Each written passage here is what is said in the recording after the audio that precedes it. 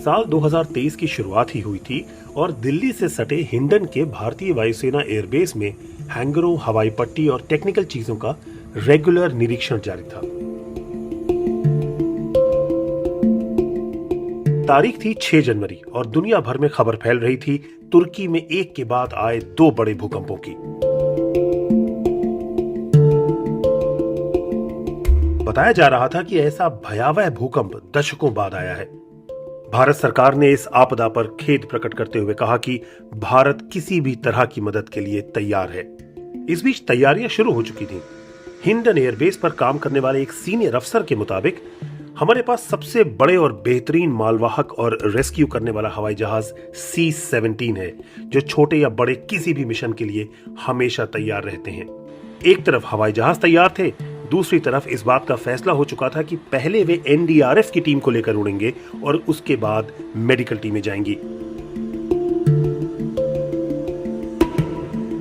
अगले ही दिन भारत का C-17 हवाई जहाज कई टन मशीनरी, NDRF के 46 कर्मचारी, 3 वरिष्ठ अधिकारी और हताहतों को मलबे से ढूंढने में मदद के लिए एक डॉग स्क्वाड को लेकर तुर्की में लैंड कर चुका था।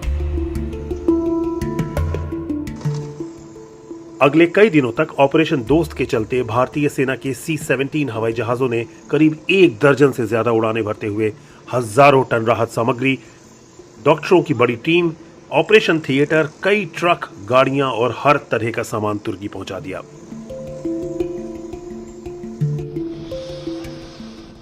पिछले दिनों भारतीय वायुसेना के C-17 ग्लोब मास्टर हवाई जहाज ने सूडान में फंसे भारतीयों को भी वहां से निकालकर हिंडन एयरबेस पर सुरक्षित पहुंचाया है। खास बात यह भी है कि इस प्रतिष्ठित हवाई दस्ते की अकेली महिला पायलट हरराज कौर बोपराय ने भी इस मिशन में भारतीय वायुसेना के सबसे बड़े हवाई जहाज C-17 ग्लोब मास्टर को उड़ाया। दरअसल C-17 ग्लोब मास्टर को साल 2013 में अमेरिका से पहली बार खरीदा गया था और तब 10 हवाई जहाजों की कीमत $5 अरब थी। एक उड़ान में इस जहाज की क्षमता 80 टन का वजन और साथ में पूरी तरह अस्त्र शस्त्र से लैस 150 सैनिकों को दुनिया के किसी भी कोने में पहुंचा देने की है। भारतीय वायुसेना के retired wing commander KS Bisht के मुताबिक जब इन्हें वायुसेना में लिया गया था तब से इनकी क्षमता फौजी टैंकों और भारी आर्टिलरी को सीमावर्ती इलाकों में पहुंचाने की है। इनकी खूबी यह भी है कि ये छोटे रनवे पर भी लैंड कर सकते हैं और टेक ऑफ भी आसानी से कर सकते हैं। अगस्त 2021 में भी भारत ने अफगानिस्तान की राजधानी काबुल में फंसे सैकड़ों भारतीय और भारत में रहने वाले लेकिन वहां फंसे अफगान नागरिकों को C-17 ग्लोब मास्टर में ही रेस्क्यू किया था। इस जहाज की कुछ और खास बातें हैं। 53 मीटर की लंबाई और विंग समेत 51 मीटर की चौड़ाई इसे दुनिया के सबसे बड़े जहाजों में शुमार करती है। 28,000 फीट तक की ऊंचाई पर उड़ सकने वाले इस हवाई जहाज को एक उड़ान में 2400 मील यानी 3,862 किलोमीटर तक बिना रिफ्यूल किए उड़ाया जा सकता है। भारतीय सेनाओं ने C-17 ग्लोब मास्टर को जितनी बखूबी इस्तेमाल किया है उसकी तारीफ खुद अमेरिका ने हाल में की है। अमेरिकी वायुसेना के मेजर जनरल जूलियन चीटर ने इस साल फरवरी में कहा था, ऑपरेशन दोस्त के जरिए भारत ने तुर्की और सीरिया में जिस तरह की मदद की है वो सराहनीय है।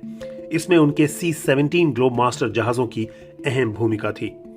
भारतीय वायुसेना फिलहाल अमेरिकी और रूसी मालवाहक हवाई जहाजों पर निर्भर है। अमेरिका की बोइंग वाले C-17 globe master, Lockheed Martin वाले C-130J, रूस के इल्यूशिन IL-76 और एंटोनोव AN-32 हवाई जहाज विशालकाय भारतीय सेना की और सीमा पर तैनात सैकड़ों हजारों फौजियों की रसद और असलहों को पूरा करते हैं। लेकिन जानकारों का मत है कि पाकिस्तान और चीन की सीमाओं पर जरूरतें बढ़ रही हैं।